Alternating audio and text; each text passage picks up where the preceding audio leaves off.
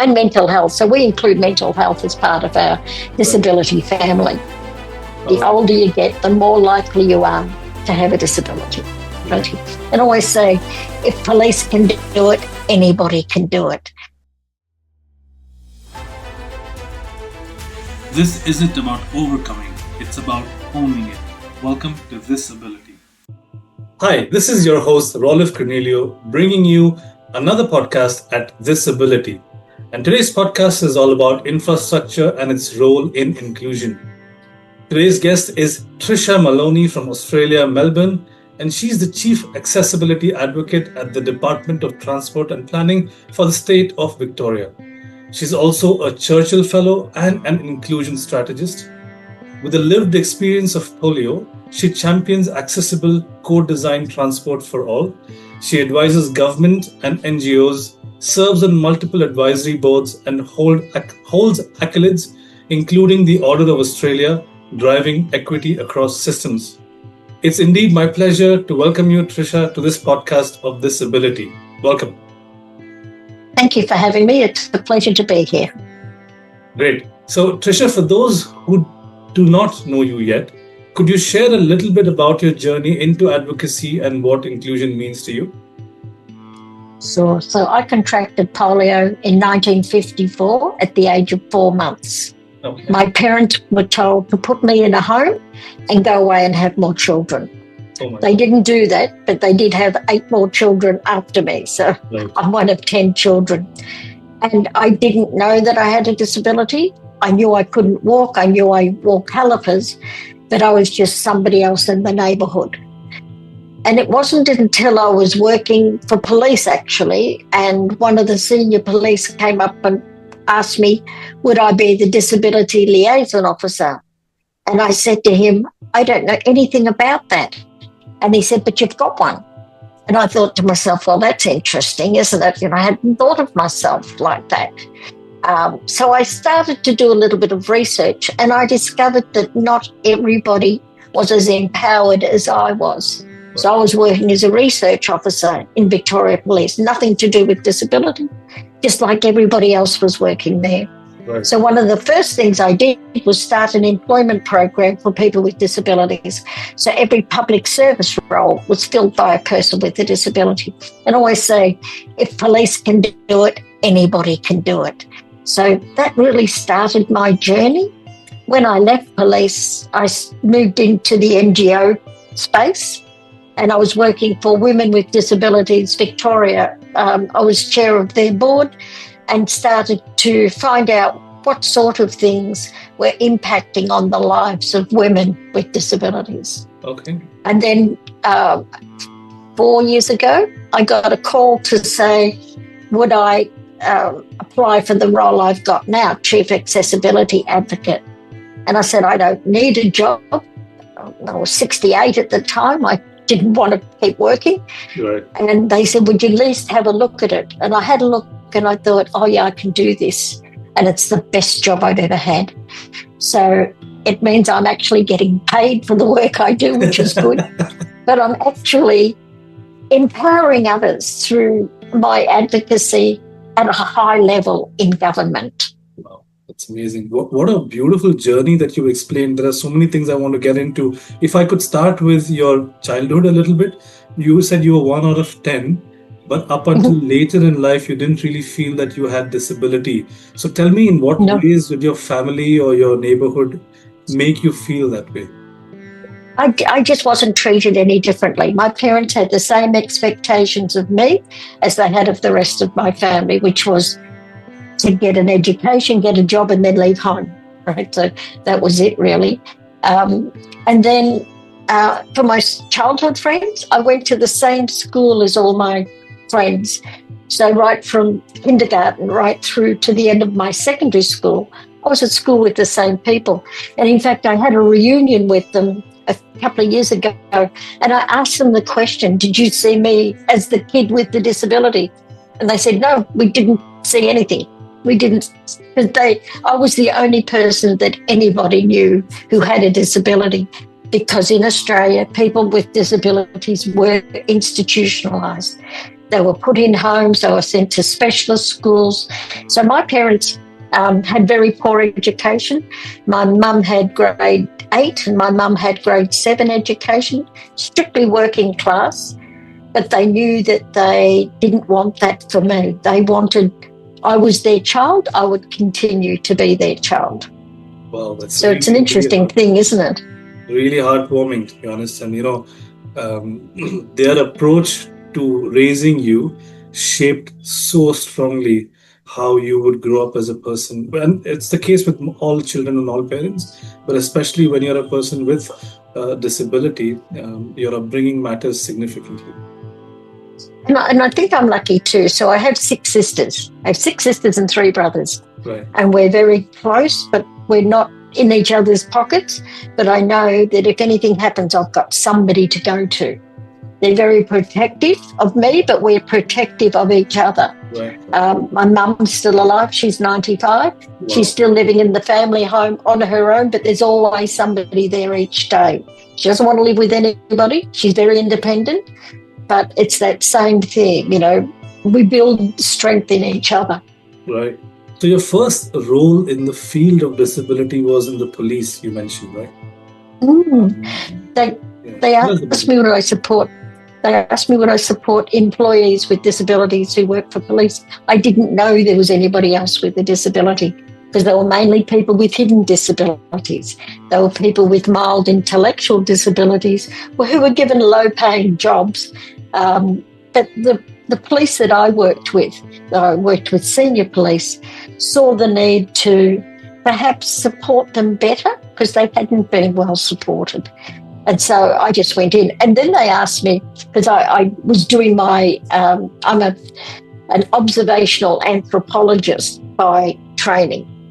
And I was doing my research at the time into the return to work for injured police officers. Right. So I was going out and talking to police who'd been shot and had returned to work or had had car accidents and returned to work. And so they saw that, maybe we should be doing something for the public servants who have disabilities as well. So they were the people I saw, the visible ones, the ones who had been so-called normal and then had been injured. So I hadn't even thought of invisible disabilities. Right. I mean, none of us did we? We didn't realise that was a thing. Right. Amazing. So when you speak about inclusion in the context of infrastructure and the work that you're doing today, tell us a little bit about what that means. What does that encompass? Well, for us, it means that we actually speak to people with disabilities about what they need in our infrastructure. So it's no point me building anything or saying this is how it needs to be built. We need to make sure we include people who are blind, we include people who are deaf, people who use wheelchairs or crutches or walkers, or who have invisible disabilities, intellectual disabilities, or who are neurodiverse, so that when we design something, it's actually designed so it meets everybody's needs. Now, that sounds impossible. Right. But if you actually bring people with disabilities into the room and ask them, and then show them that what they've suggested has been incorporated, it makes a great deal of difference. And as a practical example of that, we've built a train together. So we did it from the design stage. And what I did with that is I brought the engineers together with people with disabilities into the same room to discuss what's needed at the same time. Now, engineers are very good at finding solutions. They're not very good at seeing what the problem is. So if we bring them together and they've gone, oh, yes, we can fix that. So at the design stage, we said, this is what we would like to see in a train. And then what we did a virtual reality version of the train. Wow. And we got people to come in. We had a big room set up with the virtual reality goggles, and people got to actually see what it would look like. And then what we did was we built a mock-up of 1.5 carriages of the train so people could come out and actually get on it. So it was made out of plywood, but it looked like a train and it felt like a train. Beautiful. And people could get on and they could hang on to the handrails. They could see where the emergency stop buttons were. They could see the flow of the carriages so they could walk through. They could see where they needed to get on and how they would get on and how the ramps would work. And so they were able to see. And even at that stage, there was still some tweaks. Let's try it this way. And the engineers were there with their notebooks saying, oh, this is really good. So we had deaf, we had blind, we had people with cerebral palsy, we had people in big scooters and small scooters, manual scooters. We had manual wheelchairs come through. We had parents with prams. We had older people. We had the Dementia Association come through so they could see it. We had the Autism Association come through. Everybody got to come through and try it. And we had the train drivers there. And we had station staff there just to see how it would all work. And just before I came on air, I had a call from the people who were building the train. So now that we've got the prototype right, we're now building them. And he said, could you come out and have a look at what we're building? Of course, I said, when can I come?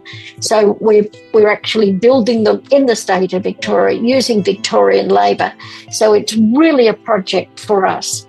And we've done the same with our light rail or our trams.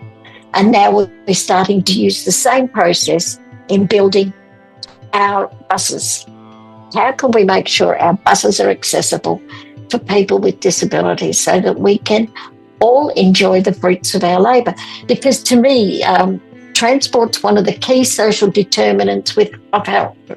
So if you don't have good transport, you can't get an education, you can't get to work, you can't get out into the community. So that to me is very important. But now I'm moving beyond transport, I'm moving into the planning area. So we're building some satellite cities in Victoria. So we're building places that are built around the transport hubs. So we've been asked to go in and provide advice on how we can build centres that are accessible. So the whole infrastructure, not just the train stations, that's amazing, but the bus stations and the interchange, and how do we get from one place to the other, making sure that we've got accommodation and shopping centres. I mean, it's really exciting. I'm not sure whether they'll listen to me, but at least I'm being invited to go and talk to them. And this is a big step forward for us. It really is. And it's because we have leadership from the top. Right. So our minister is very engaged. I want to ask you that question, actually. Why go through all this trouble? I mean, there's probably people with disabilities who are 5 or 10% of the total population, right? At a budgetary or government level, you have constraints of what you can spend on or not spend on. If 90% are enjoying the fruit of the labor, why go through the trouble? Well, I think back to my childhood when it was so hard for my mum, who used to have to go to the children's hospital in the city and carry all of my calipers with her. And she always had a baby in a pram, and it was so difficult. You know, if we make it easy for people with disabilities, and here we say it's around 20%, and it's probably closer to 30% if you include invisible disabilities and mental health. So we include mental health as part of our disability family. So really, if we make it easier for us, we make it easier for everybody. So we have an ageing population in Australia. The older you get, the more likely you are to have a disability. Right. So they say that some 65% of people over the age of 70 will have an increasing level of disability. But we still expect to be out in society. I mean, I'm 71. I've got no time for staying home. I really want to be out there and doing things. And we've got parents with prams. So we don't say just mums with prams. We've got dads with prams too. Everybody's involved. And we've got travellers, people with luggage. So it really does make it easier for everybody. And why now? I think now is because the leadership that we have is very strong around making transport accessible. So our Minister for Transport is also the Minister for Active Transport. So it means walking, cycling, all of those other things. So we like to think of it as interconnected. So it's not just about what happens on the train, the tram, the bus or the train station. It's about what happens when you leave home until you get home. So the whole journey to the bus stop. Can you get to the bus stop? Can you get on the bus? Can you get off the bus at the train station? Can you transfer? All of those things are coming together in a really good way now.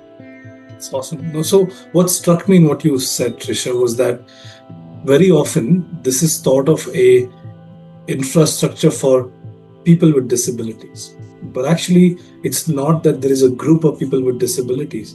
All of us at some point may experience disability in our lives. And beyond that, the solution we create for people with disabilities also helps other segments like travelers, mothers with their prams, or so on. So I think we all as society benefit from these innovations or development. And it's surprising the number of people who say to me, I broke my leg last year, and I realised then how difficult it is. Now, we have a program here called Travelling in the Shoes of Others, and it's run by an organisation called Travellers Aid, who provides supports to people, particularly in the city, to help them transfer long distances between transport modes. Sort of we have a big train station in the city where some older people might find it difficult to get from one end to the other. But this program is delivered by people with disabilities, and it involves using a wheelchair, using eyeglasses that have got slits in them, so it's got restricted vision, or it might be using earmuffs so that you can't hear, and navigating your way through the system. Now, our senior executives in transport have done that. Wow. And they've come back and they've said, I can't believe that I didn't realise this was so bad for people with disabilities. Trying to push up a hill in a manual wheelchair, for example, or trying to get on a bus. Now, they didn't travel on separate public transport. They travelled on the public transport without the driver knowing that they weren't really in a wheelchair, or the station staff didn't know who they were. So these were people who were facing the challenges that people with disabilities face in their ordinary life. So it gave some awareness to those who were making the policy. These are the issues we need to be thinking about. And I do that when I talk to people when we're doing contracts, for example. I go and talk to them and say, I'm the person you're building for. So think about me when you're building and you think, it doesn't matter if there's 3 steps up the front. Well, I can't walk, so 3 steps, it might as well be 300 steps. But if you just, you don't need to have steps at the front. Or if you do have steps, make a little ramp around that for those of us who don't want to use steps or can't use steps. Right. So it's all of those things about, it's so easy just to include us at the beginning. And one of the things I always say is, don't bring me something when you've already built it and say, look what I've done. Talk to me before you build it, so I can connect you to the disability community, who are the experts in what they need. We have a lot. The disability community has many experts, right, who think that they own disability. But really, people with disabilities are the ones who live this every day. They know what they need. They know what they want. So this is a very good segue into my next question, Tricia, which is, there are so many different forms of disability: visible, invisible, physical, neuro, and so on. How do you come up with a common denominator of what infrastructure should look like?